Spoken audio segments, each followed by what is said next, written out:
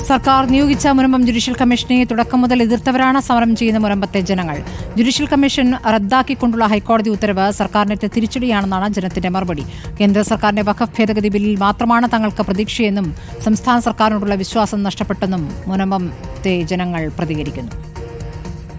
Munambam judicial commission നിയമസാധുതയില്ലെന്ന് കണക്കാക്കി ഹൈക്കോടതി judicial commission റദ്ദാക്കിയിരിക്കുകയാണ്. ഇവിടെ 156-ാം ദിവസമായി മുനമ്പത്ത് ജനങ്ങൾ നിരാഹാര സമരം ഇരിക്കുകയാണ്. തുടക്കം മുതൽ ഇങ്ങനെ ഒരു ജുഡീഷ്യൽ കമ്മീഷനെ എതിർത്ത് കൊണ്ടുള്ള നിലപാട് തന്നെയായിരുന്നു മുനമ്പത്തുള്ള ജനങ്ങൾക്കുണ്ടായിരുന്നത്. ഇത് വന്നപ്പോൾ തന്നെ ഞങ്ങൾ ഇവിടെ പന്തംകുളത്തി പ്രകടനമൊക്കെ നടത്തിയാണ്. ഞങ്ങൾക്ക് ഇതിനകത്ത് വിശ്വാസമില്ലെന്ന് പറഞ്ഞാണ്. ഞങ്ങൾ എന്ന് പറഞ്ഞാൽ 2.5 കൊല്ലം ഇവരുടെ പുറകെ നടന്നാണ്. ഇവർ സമരം നടത്തലെന്ന് പറഞ്ഞാൽ നടന്നു വെച്ചത്.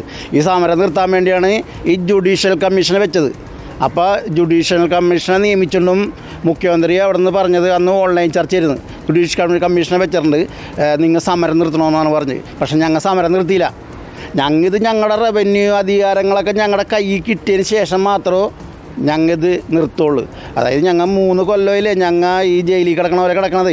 ഞങ്ങളുടെ ആധാരമൊക്കെ ഒരു സ്ഥലത്ത് കൊടുക്കണില്ല, വെറുതെ കടലാസ് പോലെ ഞങ്ങളുടെ പേർക്കാത്തിരിപ്പുണ്ട്. ഇപ്പോഴും അന്നും ഇന്നും വിശ്വാസമുള്ളത് കേന്ദ്രത്തിൽ പാർലമെൻറ്റിൽ വന്നത്, അതായത് നമ്മുടെ വഖഫ് ആക്ട് ഭേദഗതിയിലാണ് ഞങ്ങൾക്ക് ഇത്തിരി ഇതുള്ളത്. അത് ഞങ്ങളുടെ കടലിൻ്റെ മക്കൾ കടലിലേക്കെന്നും പറഞ്ഞ് ഇവിടെ ടീച്ചറല്ലേ, ഈ നമ്മുടെ ഇവിടുന്ന് ജയിച്ചു പോയേക്കണ കോൺഗ്രസിൻ്റെ എംപിമാർ അവിടെ ഈ വഖഫ് ആക്ടിനെതിരാണ്.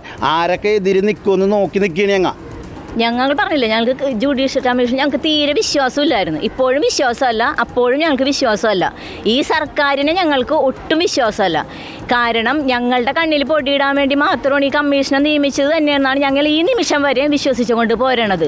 ഇനി ഞങ്ങൾക്ക് ആ വഖഫ് ആക്ടിൽ ഭേദഗതി ബില്ലിൽ MP-മാർ തടസ്സം നിൽക്കണമെന്നുണ്ടെങ്കിൽ ഞങ്ങൾ ആ നിമിഷം കടലിലേക്ക് തന്നെ, ഈ കുഞ്ഞുമക്കളെയും കൊണ്ട് തന്നെ, അതിലെന്ത് കേസ് വന്നിട്ടുണ്ടെങ്കിലും ഞങ്ങൾക്കതൊരു പ്രശ്നമല്ല. ഞങ്ങൾ കടലിൽ ഇറങ്ങി നിന്നുകൊണ്ട് തന്നെ അമ്മമാരും ഞങ്ങളുടെ മൊത്തം ജനങ്ങളും കുഞ്ഞുമക്കളടക്കം ഇവർക്ക് ജീവിക്കാൻ വേണ്ടിയുള്ളൊരു സമരമാണല്ലോ ഇത്. ഞങ്ങൾ കാശ് കൊടുത്ത് വാങ്ങിയ ഭൂമിയാണ്, അല്ലാതെ ആരെയും ഔദാര്യം കിട്ടിയതല്ല. വഖഫിൻ്റെയോ ഗവൺമെൻറ്റിൻ്റെ ഔദാര്യമല്ല, ഞങ്ങളുടെ പൈസ കൊടുത്ത് വാങ്ങിയ ഭൂമിയാണ്. അപ്പോൾ ഈ കുഞ്ഞുമക്കൾക്ക് കൂടി ജീവിക്കാൻ വേണം. കുഞ്ഞുമക്കളെ തന്നെ കടലിലേക്ക് ഇറക്കി നിന്നുകൊണ്ട് തന്നെ ഞങ്ങൾ ഒരു സമരം നടത്തിയിരിക്കും, ഉറപ്പാണത്. ഞങ്ങളുടെ ജീവന് വില പറയുന്ന ഒരു സമരമായിരിക്കും അത്. അന്വേഷണ കമ്മീഷന് അസാധുവായിട്ടെന്ന് കോടതി പ്രഖ്യാപിച്ചിരിക്കുകയാണ്. ഇതൊരു ധർമ്മസമരമാണ്. പണം കൊടുത്തു വാങ്ങിയ ഭൂമിയിൽ സർവ്വസ്വതന്ത്രമായിട്ട് വിവരിക്കാൻ സാധിച്ചില്ലെങ്കിൽ ആത്മഹത്യയാണ് വഴി. ഈ പന്തലിൽ വന്നിട്ട് ഞാൻ നിങ്ങളുടെ കൂടെയാണെന്ന് ഇരു മുന്നണികളും പറയുകയാണ്, LDF UDF. പക്ഷേ അസംബ്ലി മന്ദിരത്തിനകത്ത് ചെല്ലുമ്പോൾ ഇവർക്കെതിരാകുകയാണ്.